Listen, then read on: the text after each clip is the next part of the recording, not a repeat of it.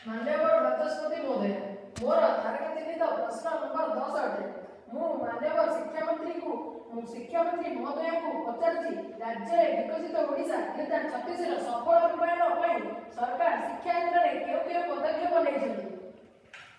माननीय शिक्षामंत्री महोदय सुचिस्मिता दास, दयाकरी तारका चिन्हित प्रश्न नंबर 10 रो उत्तर रखନ୍ତୁ।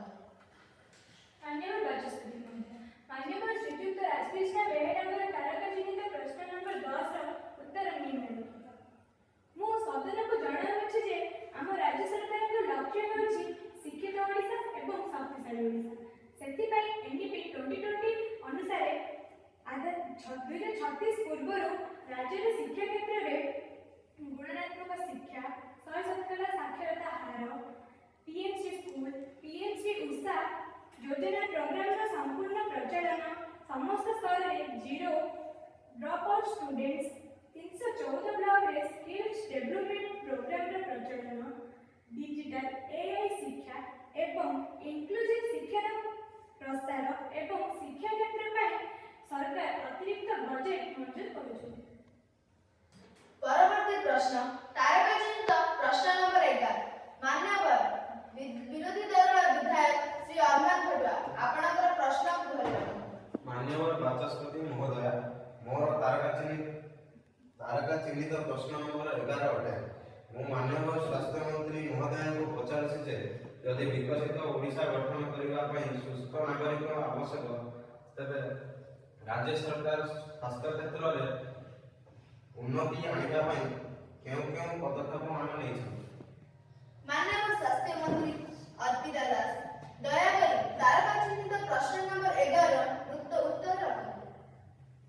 माननीय बाचस्पति महोदय, माननीय सदस्य श्री अरमान खटुआ तारका चिन्हित प्रश्न नंबर 11 रो उत्तर निम्नलिखित। विकसित ओडिशा रे स्वप्न पूर्ण करबा पई सुस्थ नागरिक निर्माण अत्यंत आवश्यक। आम राज्य सरकार तरफ एकीकृत स्वास्थ्य बीमा योजना आरंभ करा जायछि। एही योजना रे केंद्र आयुष्मान भारत, राज्य गोपबंधु जन आरोग्य योजना एवं वृद्ध मानक पई नूतन आयुष्मान भाईबंधु योजना को एकीकृत करा जायछि। नूतन मेडिकल कॉलेज और हॉस्पिटल प्रतिष्ठा करा जायछि। आयुर्वेद और आयुष सेवार प्रसार करा जायछि।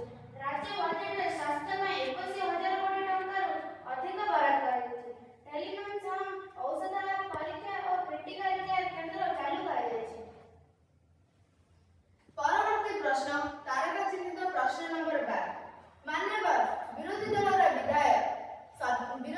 विधायक श्री दीपक महापात्र, आपनकर प्रश्न दोहराइबो। मान्यवर बाचस्पति महोदय, मोर तारका नंबर प्रश्न 12 अटे।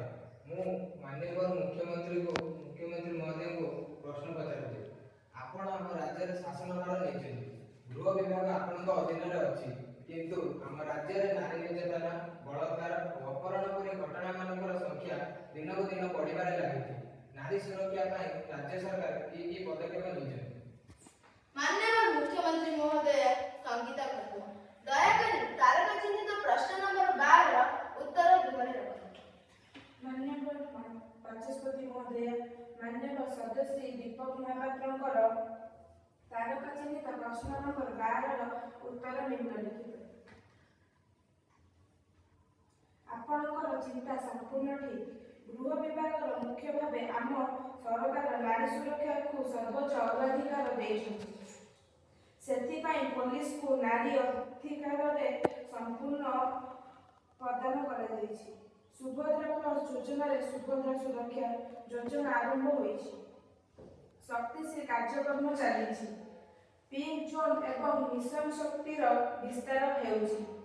2025 रे महिला और शिशु सुरक्षा उपरे दैनन्दिन कर्मशाला जहाँ पुलिस को जेंडर सेंसिटिव करिछि।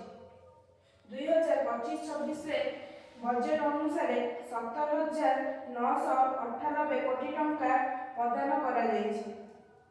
एथि सहित प्रत्येक परिवार, प्रत्येक शिक्षा संस्था को और प्रत्येक नागरिकंकर मनोभाव रे परिवर्तन आवश्यक। बेटी बचाओ और बेटी पढ़ाओ।